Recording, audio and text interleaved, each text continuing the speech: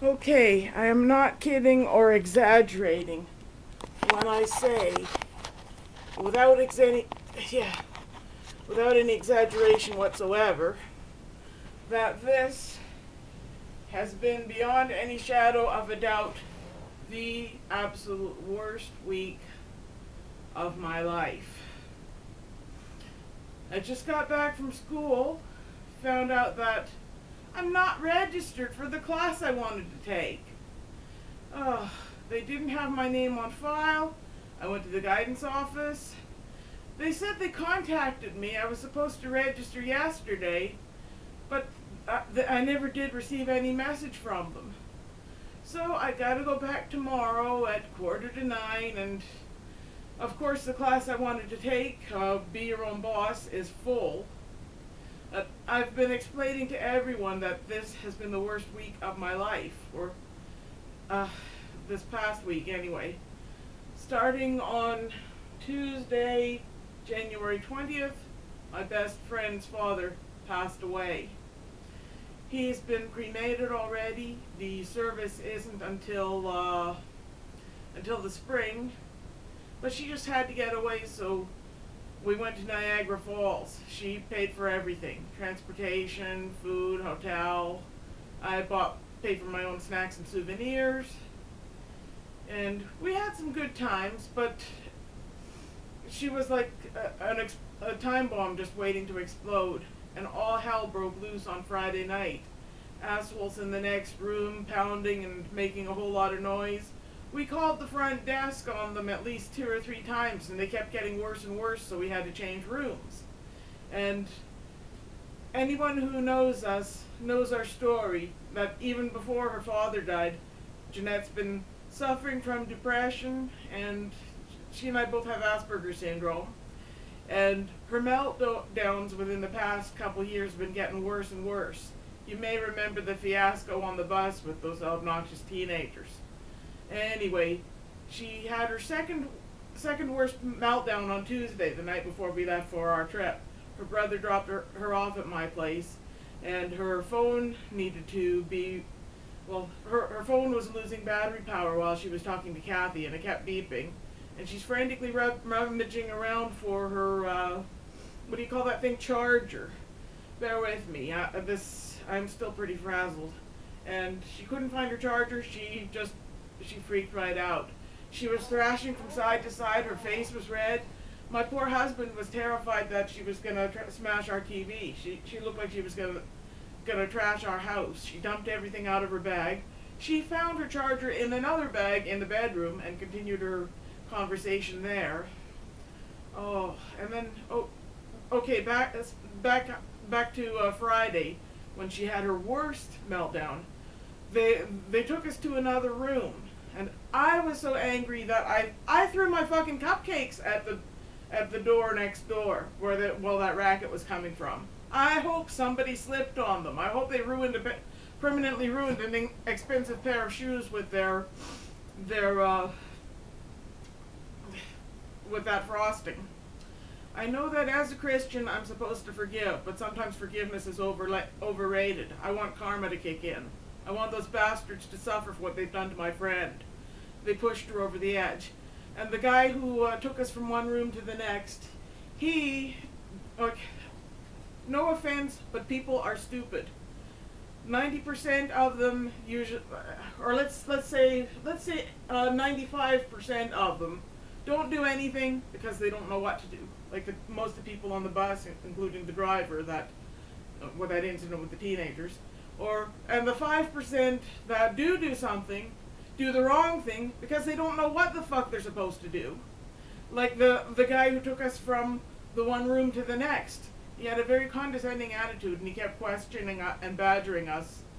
And he was on my case about the cupcakes. I told him I didn't want to discuss it, and like the way his attitude just exacerbated the situation and upset Jeanette even more. Once we finally got to the new room, she thrust this cloth bag at me, and she's screaming at me to rip it. And I don't want to rip it. It looks like I thought she had my sewing bag. I don't want to rip my sewing bag. I panicked. I didn't know what else to do. I panicked and slapped her across the face. Oh, that made things worse again. I thought she was going for my throat. I thought we were gonna fucking kill each other. I had to grab her like this and pin her down. And finally, like, she hadn't told me what to do in the first place. She, what I, next time something like that happens, the thing to do is just squeeze her like this and just go shh.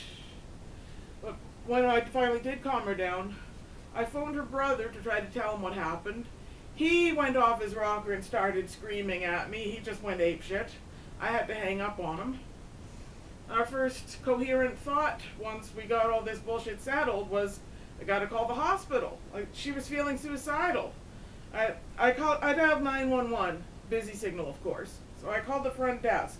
They called the hospital. There were at least half a dozen paramedics in our hotel room milling about.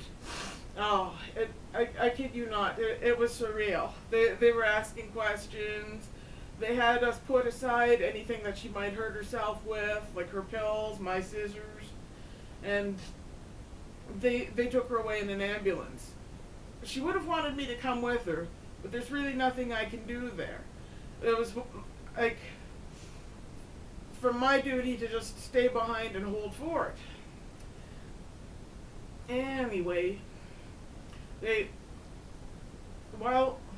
my mouth is getting so dry.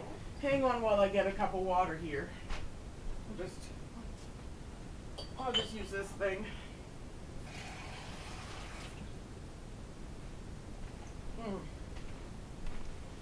Yeah, anyway, where was I?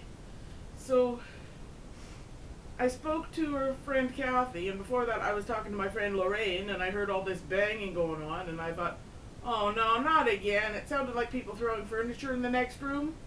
So I opened the door, tried to look for where the noise was coming from, and right in front of my face, there were fireworks going on.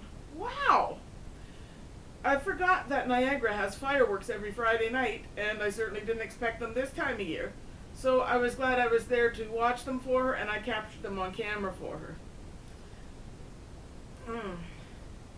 Anyway, what was I gonna say again? They slipped a note under my door telling me to call the hospital back about my friend, and I tried calling her. I kept trying to call the hospital, and I kept getting busy signals, and I thought, well, what the fuck kind of rinky-dink establishment is this that there is no well, who ever heard of a hospital with a busy signal? They're supposed to be able to redirect your call. So I called the front desk, and they said, well, I'm supposed to dial 9 before any given outgoing call. That I didn't know. And I probably wouldn't have thought of that in my state anyway.